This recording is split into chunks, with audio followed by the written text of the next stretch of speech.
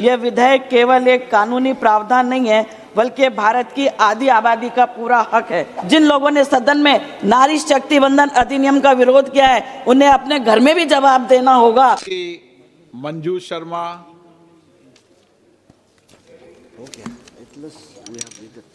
माननीय अध्यक्ष महोदय, मैं आज आपके सबसे माध्यम ज्यादा से महिलाएं बैठी है रात को 1 बजे तक।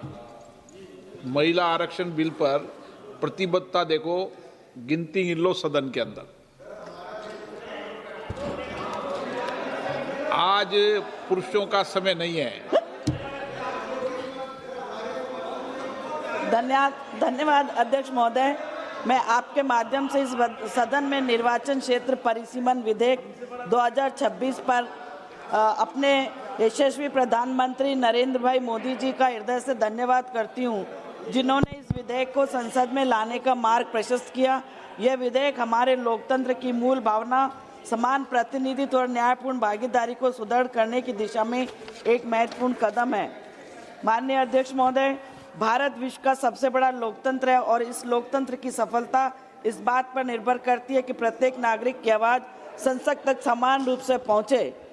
परिसीमन की प्रक्रिया इस उद्देश्य को सुनिश्चित करती है। माननीय अध्यक्ष महोदय, मैं आपके माध्यम से सदन में नारी शक्ति वंदन अधिनियम 2026 पर अपने विचार प्रस्तुत करने के लिए खड़ी हुई हूँ। यह विधेयक केवल एक कानूनी प्रावधान नहीं है बल्कि भारत की आधी आबादी का पूरा हक है।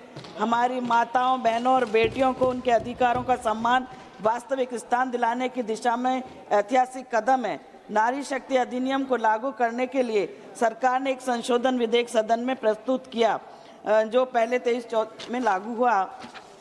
अध्यक्ष महोदय, हमारे देश सदियों से परंपरा का पालन करता है, लेकिन वास्तविकता यह है कि महिलाओं की राजनीतिक और निर्णय लेने वाली संस्थाओं में भागीदारी लंबे समय तक सीमित रही है। यह अधिनियम उस ऐतिहासिक असंतुलन को सुधारने का सशक्त प्रयास है। 2023 में नारी शक्ति वंदन विधेयक 106 में संशोधन के रूप में भारी मत से दोनों सदनों में पास हुआ। जयपुर लोकसभा क्षेत्र की जनता का प्रतिनिधित्व करते हुए मैं ये कहना चाहती हूँ कि आज हर क्षेत्र की महिलाएं शिक्षा, उद्यमिता, खेल, प्रशासन और सामाजिक सेवा जैसे हर क्षेत्र में अपनी प्रतिभा का लोहा मनवा रही हैं। ग्रामीण क्षेत्रों की महिलाएं भी स्वयं सहायता समूह, लघु उद्योगों और कृषि कार्यों में महत्वपूर्ण भूमिका निभा रही हैं। ऐसे में उनका संसद और विधानसभा में प्रतिनिधित्व बढ़ाना समय की मांग है। माननीय अध्यक्ष महोदय, यह अधिनियम महिलाओं को केवल आरक्षण नहीं देता बल्कि उन्हें नीति निर्माण की प्रक्रिया में भागीदारी बनाता है। जब महिलाएं निर्णय लेने वाले मंचों पर आएंगी तो समाज के हर वर्ग, विशेषकर बच्चों, वृद्धों और कमजोर वर्गों के हितों का बेहतर संरक्षण होगा। माननीय अध्यक्ष महोदय, प्रधानमंत्री जी ने अनेक बार अपने भाषण में दक्षिण भारत के राज्यों की आशंकाओं पर भी विराम लगाया। उनको भरोसा दिया कि उनकी लोकसभा की सीटें कम नहीं होंगी बल्कि महिलाओं के लिए जो सीटें होंगी वे अतिरिक्त होंगी। मैं सरकार का आभार व्यक्त करती हूँ। 1 मिनट सर, उसने इस ऐतिहासिक विधेयक को प्रस्तुत किया, लेकिन साथ ही मैं कुछ बात और भी करना चाहती हूँ। महिलाओं के समग्र विकास के लिए 33% की बात होती है तो बहुत अभी भी कहते हैं कि अभी और बहुत पहले ही बहुत देर हो चुकी है, इसलिए इस बिल को जल्दी से पास करना चाहिए। अब भागीदारी नहीं, प्रतिनिधित्व की बारी है।